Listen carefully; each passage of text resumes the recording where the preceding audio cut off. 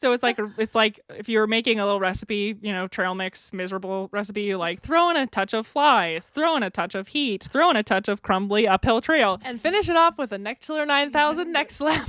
Actually, though. And it's like, mix it all up, and my trail mix of terror is ready. Hi, I'm Carrie. And I'm Molly. And you're listening to another episode of the Two Sisters on Adventures podcast. Also, we realized that we say this at the end of our podcast, but we thought maybe we'd bump it to the beginning. But if you guys would leave us a rating or review on Spotify, Apple Podcasts, I'm like nervous to ask, or anywhere that you listen to us. Or if you want to tell a friend about us, we'd really appreciate that because that's how people find podcasts nowadays. And so I don't think that I'm asking too much. I just like that you said Spodcast. I like that. That's great. I'm going to start a podcast about a potato and I'm going to call it Spudcast. And I don't know.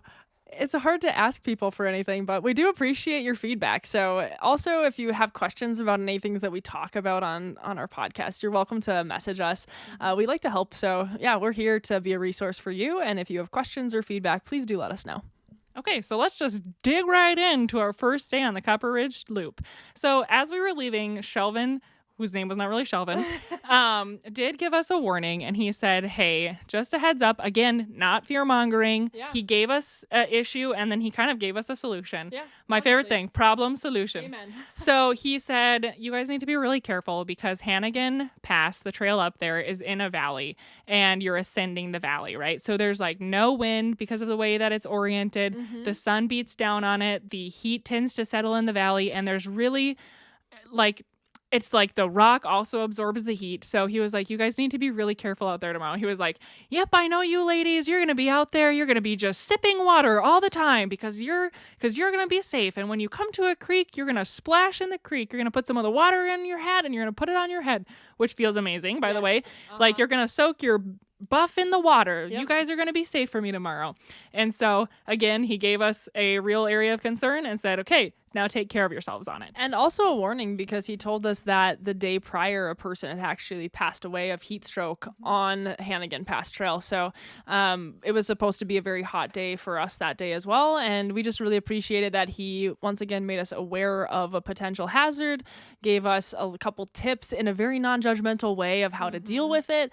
And once again, having those in the forefront of our mind, I think it was just good because we kind of inherently knew those things, but just having him remind us, like, splash water on yourself, put it on your buff, like put it on your hat, make sure you're stopping at every little creek that flows across the trail to get some water and cool your body down was really helpful. And we were really deliberate to do that. And then I've used that technique obviously many times in many different locations as well. So before we left the ranger station, there's one other cool thing. They have a tree trunk that I don't know if it's from, initial forestry when they kind of made it a park. I don't know, but it's a picture that we took where I'm standing with my arms and legs, just like as wide as I can get them. And it's still not as wide as the diameter of the tree trunk. So it was a pretty cool thing.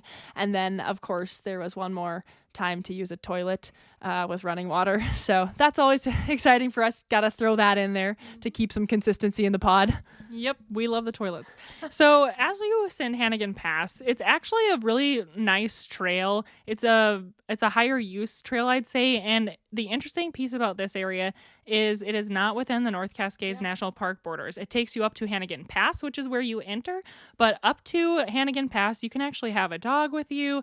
You can camp right outside the boundary of the North Cascades National Park without a permit, and it's probably would be a worthwhile day hike just to see some really in-your-face views of the North Cascades, of the Picket Range. You can climb Hannegan Peak and get a really nice view of Mount Ruth and Shookshan and Baker. So honestly, as a day hike, I think that would be really pretty. I agree. One downside of this trail was it's a little bit brushy because it's in the North Cascades, right? Where there's water, there is life. And no place is that truer than the North Cascades. But this is actually the first place I had an experience with something called stinging nettle. And so I had stepped off trail to let another group pass. And of course, when I stepped off the trail, I stepped right into the stinging nettle. Stinging nettle literally is like just this thin little plant that when it touches your leg, it feels like you've been stung by a bee all along where that happened. Yes. And I feel like it actually hurt me for like the rest of the day. Yeah. And I said, that's what I get for doing a good deed and stepping out of the way. Next time I'll just shove everyone down. But anyway, and a second issue that we had with that trail was not only that it was very hot, as Shelvin had warned us, it also was covered in flies. And I think that one part of it is just because that trail does not have a lot of a breeze. So it's the perfect place for the flies to reside. And I remember we were walking up and we got to this area called Hannegan Camp, which is outside of the boundary of the national park. So you could camp there without a permit. And there's a nice water source. So we got some water and then we decided we'd go a little bit further. And then there was an area where the trail was shaded before making our final push to the top of Hannegan Pass. So we thought, like, let's sit down and drink some of our water and just enjoy the shade on a hot day. So we sit down and almost as soon as we sit there, just this horde of flies descends upon us. And it's one of those just torturous experiences where there's nothing you can do. Like, no amount of slapping is going to kill the flies. They are not going to stay away from you. And there's a video of Carrie where she's just like breathing through it. She's like, just like trying to take a couple deep breaths and stay calm because those flies were insane. And I remember our aunt and uncle that live up in Edmonds telling us about how the black flies could be so terrible in the mountains of Washington. And this was a couple years prior, and like recommending head nets. And at the time we were like thinking in our minds, like, whatever, a fly or two, that's no problem. But it is true, this area of Washington, especially in the summer, the flies can get nasty. And so fly nets are helpful. Just moving is helpful, I guess, more clothing, but at some point you might just have to breathe through it and then you'll get through it eventually. And I would say breathing through it did not work. We just had to keep moving. And it was funny because it's like so hot. So you're trying to take a little break, trying to cool your body down. And it's just like, I'm all red and just flies all over my face. And I think I told Rachel, I was like, people say they want to go backpacking with us. Is this really what you want? Yes, honestly, though. But it was funny because we did that same trail this year because we were scoping out a mountaineering objective, and it was like right at the end of August. So I was like, well, the nice news is there won't be any flies. There were somehow still, like, not as many flies, but there were still flies in the shaded areas, and they were still coming at me. Yeah. So I was kind of like, but then the next day when we came down, there had been a hard frost and they were all dead, and I was like, finally, victory! We have vanquished our enemy, the fly. So I will say, just be prepared for flies, unless you do it in September, in which case, do not prepare for flies, just prepare for beauty. Yes. So we made it through the trial by flies. That's funny. Yeah, thank you. I try to be funny, but I don't know. Sometimes it works. But why are we dwelling on it? Why don't we just move on? Well, we made it to the tip. When you say something funny, just keep going. Thank you. You'll get there. Thank you. We made our way to the top of Hannegan Pass, and we actually met another person who was doing the Copper Ridge Loop. And his name was Dan, and he was a nice guy, and he said that he was camping, I think, maybe a mile or two past where we were going to camp that night. So we figured we'd probably kind of bump into him at some point on trail again. But we visited with him a little bit. I think we had our first round of tuna for the trip, and then we continued on our way. And Dan is relevant because he comes to play later in this story. But also an interesting fact about him was that he was a former ranger in Olympic National Park. So it was kind of nice to meet someone out there, be like, we're all out on this rugged, crazy trail together. But Dan knows what's up. So I was like, hopefully we run into him again. And we did. Yeah. In the best of timing. So we actually had to descend about 500 or 600 feet from Hannegan Pass before then going uphill again. And at this point, we still had probably 5 miles of our day left. So we descended and we passed an area that's called Boundary Camp, which we'd be staying at the end of our trip. And then as we continued to descend, we actually got to this area where we crossed this beautiful, clear, cold flowing stream. Yeah. And it was such a treat on this trail because everything was so hot, but the water was ice cold. So I definitely considered sitting in this water for a little bit, but I didn't want to have to do the drying out period as I walked. So instead, I came up with this amazing, to me, invention. So on this trail, we brought our Canuck for the very first time, which we had only found out about the year prior because there was this Pacific Crest Trail through hiker named Sundog, trail name, by the way, who was using it to get water from this little water source. And we were just trying to use these bags the Sawyer Squeeze came with, so annoyed, right? But so we learned about the Canuck, and this was the first trail that we brought it on. So we filled all of our water, which, by the way, I don't think we mentioned this yet. We were drinking almost, did you say 12 gallons of water? No, okay. 12 liters. 12 liters of water. I should have led with liters. I know. I was keeping track because there was abundant water on this trail, which was a saving grace because it was hot. And at this point, we were carrying our water in our 3-liter bladders instead of doing like our smart water bottle method like we did on the John Muir Trail. And we were refilling our bladders like 3 times a day or even 4 times a day. And so kind of doing the math, it was like 9 to 12 liters a day, which is something in the neighborhood of 3 gallons of water a day per person. And the ironic part is, I swear on this trip, I never peed more than like a tablespoon of water at a time. So wild. It definitely was good we had access to water like that. We definitely were doing electrolyte loading. Yes. We were trying to be pretty careful about our water intake because it was hot, which I will say, maybe we weren't peeing a lot, but I sure was sweating plenty. So anyway, when we get to this stream of water, I invented this amazing, to me, all new invention I called the NeckChiller 9000, which is where I filled my Canuck with ice cold water and put it on the back of my neck. And I loved it for a few minutes. But then, of course, I'm like moving along.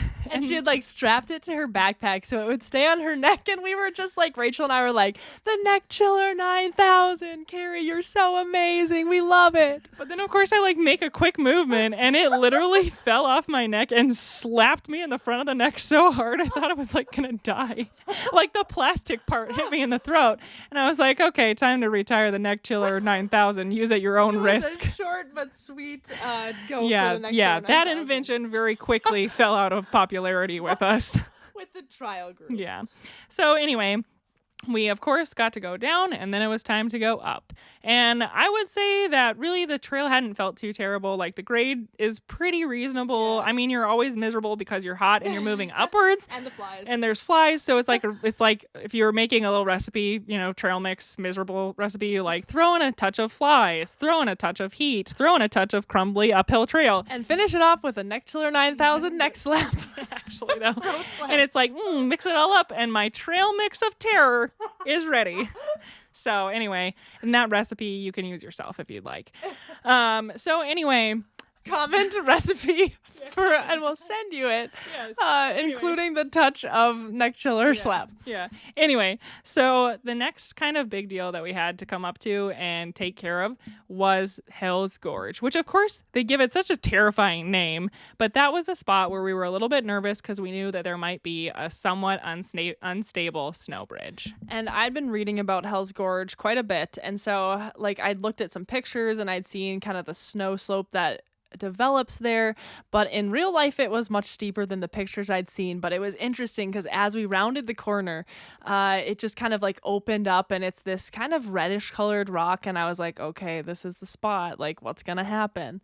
And so we headed around, and sure enough there was just this kind of snow slope, and it wasn't the most high angled snow slope I've ever seen, but it definitely like Carrie likes to say, you always want to look at what your run out is, right? So is it a couple bushes a little ways down the snow slope, or is there rocks, or is it a drop off, or does it just go for hundreds of feet? And run out here means like if you start sliding, what will your run end in? Exactly. That's what it means. But exactly. So we kind of assessed, and it's like, well, we're gonna have to cross the snow slope. Like that's number one, what we're gonna have to do. Number two, I mean, when we looked downhill, it just seemed like the snow slope went on, and then eventually we couldn't see it. So I don't know if there was a larger like drop off or what exactly, but it looked like the kind of thing where you didn't want to slip and fall down it because it seemed like you could go quite a ways before stopping. Which, one thing to say is that when you're going that late in the day across it was probably like 3 or 4 o'clock. It shouldn't be icy. Ice can be your friend. Ice can be your enemy. For us, since we had micro spikes on, ice might have been a little bit more of our friend, but like hard ice that you were trying to kick steps into might be your enemy. It can all be bad and it can all be good. Like Carrie mentioned, we had our micro spikes, so we went ahead and put those on, and then it looked like there were two possible routes across the snow slope. The first one was basically right where the trail spat you out at the snow slope. You were going to go across the snow for probably about 15 feet. It seemed like there was a steeper part of the snow, and then it kind of leveled off about halfway across. So that was option A. And then option B was probably a maximum of 4 feet wide, the snow slope, but there was something called a moat there that was kind of scary. So a moat is when you have, kind of a large sheet of snow or a snowfield like that. A moat is what happens when it touches the rocks. So the rocks actually will heat up and warm from the sun as the snow melts, and the heat that radiates off of them will cause the snow that's directly next to the rock or rock feature to actually melt, and it forms what they call a moat. And a moat can be a very tricky problem to have to solve because it can be is the moat creating such hollowed out snow underneath that if you step on it, you'll break through. Yeah. So it's do you have to try and get into the moat and climb onto the snow? Is the snow going to be heavy enough that you can trust it? You have to kind of try to assess the problems that come with that. And so on the surface, when we got to this snow slope in Hells Gorge, it doesn't actually look all that bad. But when you get close enough to it, I had looked at the lower down approach, there was an area probably about a foot wide where the snow had pulled away from the rock. And when you peered down, it was it was kind of dark. So it looked like it was probably 3 or more feet deep. And then you kind of start to think oh, I actually don't know how much air is underneath the snow that's here, and if you were to punch through, it's really hard to gauge if you would just then be standing in a little creek or if you would be falling through and actually unable to get out. So that added a little bit of adrenaline to the situation. So I don't know. We don't really talk about it. I don't know if I've mentioned this, but I'm Carrie's older sister. So we're not twins, and I'm not the little baby of the family. I'm actually older than Carrie. So I don't know if on this trip, that's where my sister protective reflex went in, because I was the one to cross the snow first. And I don't think we did a tribal vote or anything like that. But I just volunteered very courageously. Thank you, Carrie. You're welcome.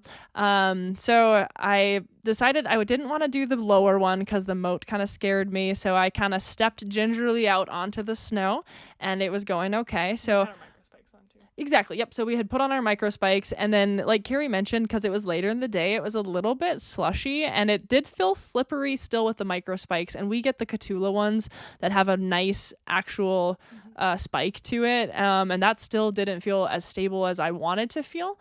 If we had our ice axes, I didn't feel like it was necessary on the trip, just like Shelvin had told us. But I mean, I probably would have used an ice axe in that situation if I had it.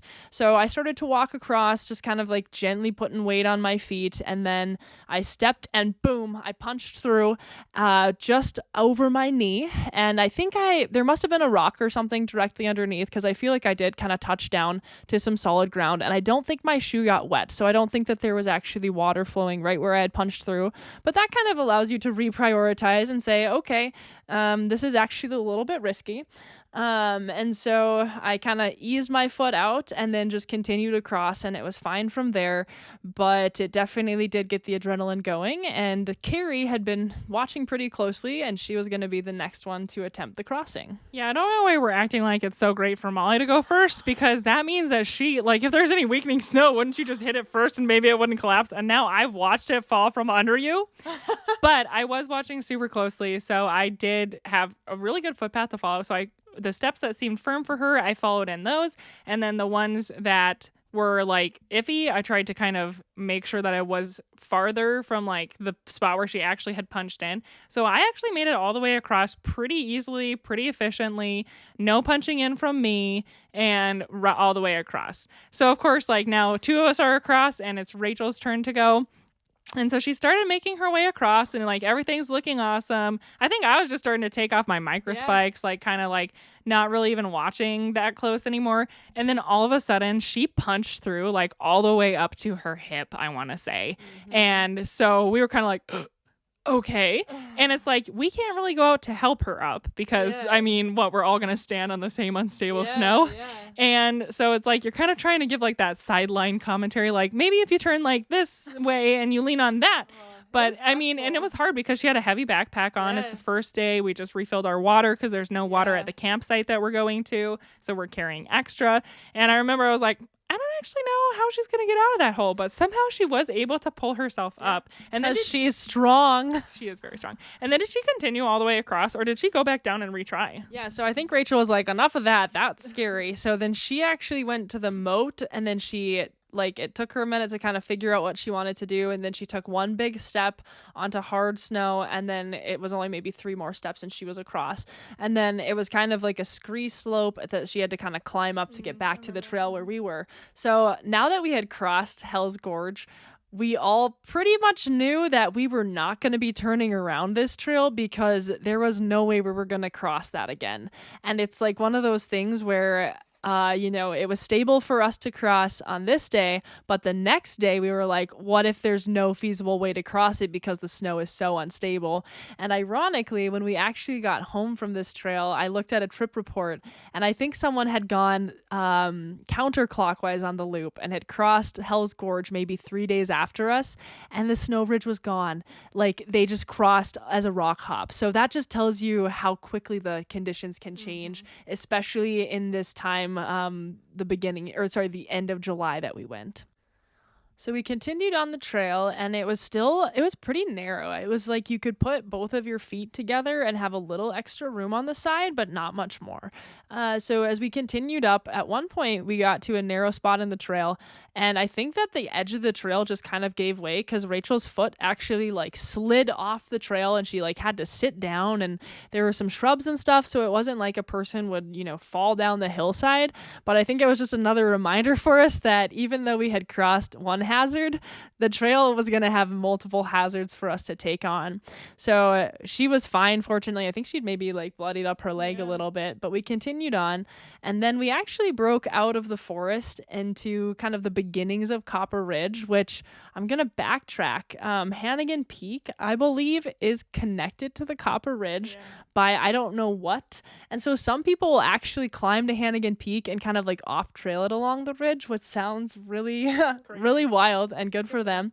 But we kind of met up on the trail, obviously. And so we started to open up and have these views of the North Cascades, both in the US and Canada. And it was just absolutely gorgeous. And as we were walking along, now there was more snowfields dotting the trail. So we'd walk over snow for like 100 feet at a time, and then we'd have dry trail. And it was kind of fun because I think, we knew we were getting closer to camp. We had kind of cleared our hurdle for the day in Hells Gorge. And so we were like sliding on our butts down some of the, gentle descents of snow and just like throwing snowballs at each other and really just having a fun time as we got closer to Silesia camp. And honestly, one thing that was super nice, such a big bonus, was because of all the melting snow, we actually did have water at Silesia camp. So most times you're not going to be able to get water there. You'd have to go like descend a mile to Egg Lake and then come all the way back up, which we did not want to do. No. So we were super fortunate. We got to just use the running snow melt, which is very cold. And we didn't get the campsite that we originally wanted. There's one that's just got a super in-your-face view of Copper or Mineral Mountain. And unfortunately for us, somebody else had already gotten it. Fortunately for them. But we did take a picture of their tent with the mountain as the backdrop just because we couldn't resist because it's so beautiful. Mm-hmm. But where we pitched our tent, it wasn't like the Instagram campsite that you always see, but we had a really nice view. It felt like of almost like the backyard of the North Cascades, like looking north. It's a lot of rugged mountains. I think we had Copper Mountain in view for us. And so we kind of did our little picnic dinner where we went pretty far away from our campsite and just found an area where we had a beautiful view of Ruth Mountain and Shukshin and Mount Baker, and we cooked our meal and we ate.